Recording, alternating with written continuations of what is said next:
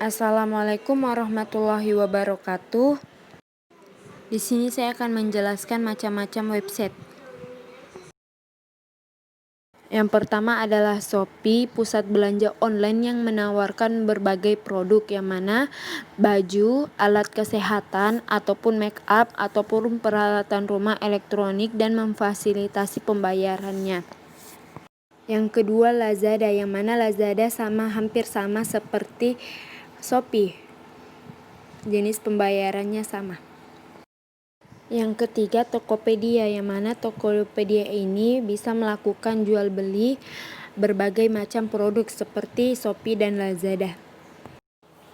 Yang keempat adalah Blibli, e-commerce yang menawarkan kepada alat elektronik seperti kamera, laptop, televisi, dan lain-lain. Yang kelima adalah JD.ID, e-commerce ini mempunyai produk semacam elektronik dan mempunyai metode pembayaran yang menarik dan mudah. Yang keenam adalah Matahari, yang mana e-commerce ini mempunyai store offline dan mempunyai store online. E-commerce Matahari ini memudahkan untuk memilih produk Matahari melalui gadget dan bisa memilih berbagai macam produk yang telah ditentukan. Yang ketujuh adalah Bineka, yang mana Bineka ini salah satu e-commerce yang menawarkan praktek-praktek elektronik atau IT. iBox, yang mana iBox ini e-commerce situs yang menjual store Apple online atau khusus menjual aksesoris Apple, misalnya produk. Yang kesembilan adalah Elevania, yang mana e-commerce ini menawarkan alat kecantikan atau kesehatan atau rumah tangga dan alat elektronik lain-lainnya.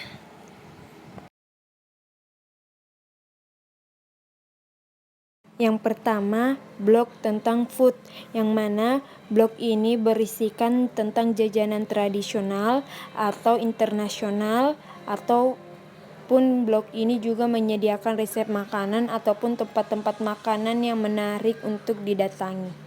Yang kedua, blog ini berisikan tentang tips-tips kecantikan atau skincare atau gaya hidup. Yang ketiga, blog psikolog, yang mana yang berisikan tentang tips-tips mengenai psikologi dan ilmu psikolog. Yang keempat adalah blog untuk pesantren, yang mana blog ini mengisikan tentang informasi pesantren, pendaftaran pesantren, dan blog ini juga melakukan pendaftaran untuk sekolah sambil pesantren. Yang kelima adalah blog Halo Dokter, yang merupakan blog kesehatan atau informasi kesehatan atau seputar dunia kedokteran. Jadi kalau ada masalah kesehatan bisa ditanyakan ke Halo Dokter.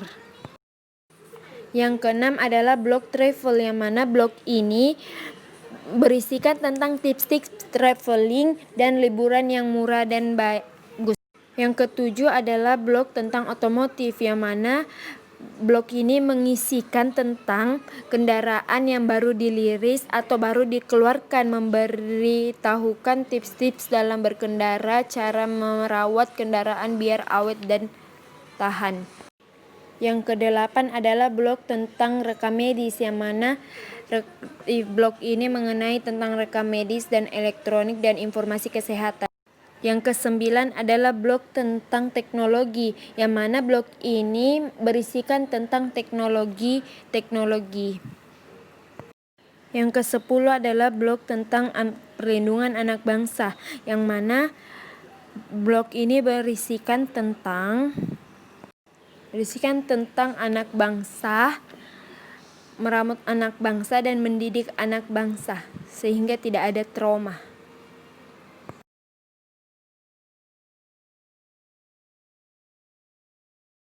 Yang pertama, website Kapan Lagi. Portal ini berisikan tentang konten-konten dunia entertainment nasional maupun internasional. Yang kedua, Liputan 6, yang mana Liputan 6 ini berisikan tentang portal berita terbaru.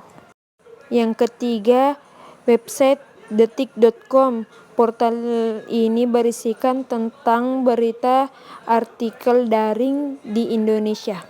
Yang keempat, Kompas, yang mana Kompas ini berisikan tentang berita terkini.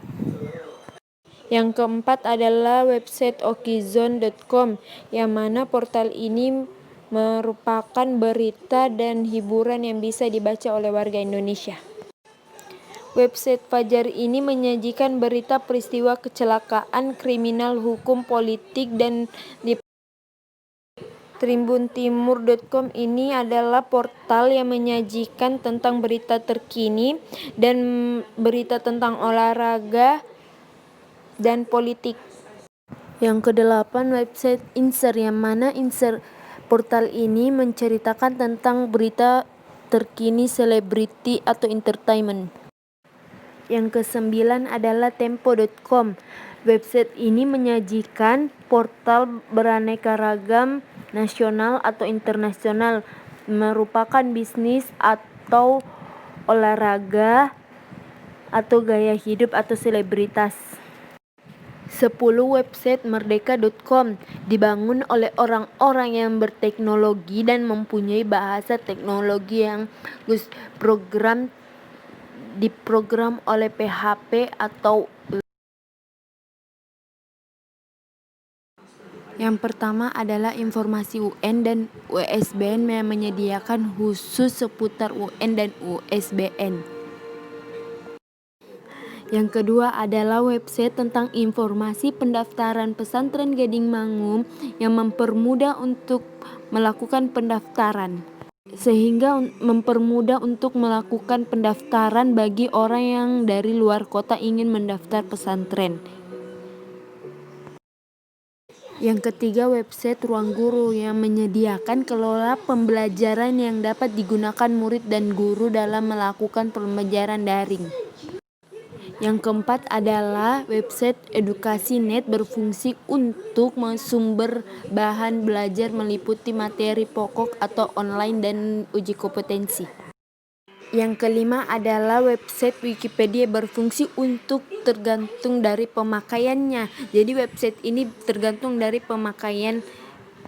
Nomor 6, website Edmodo yang memungkinkan untuk menugaskan tugas-tugas kepada murid secara digital dan dapat berkomunikasi dengan baik di website tersebut karena menggunakan bahasa yang baik dan sopan sehingga dapat dimengerti.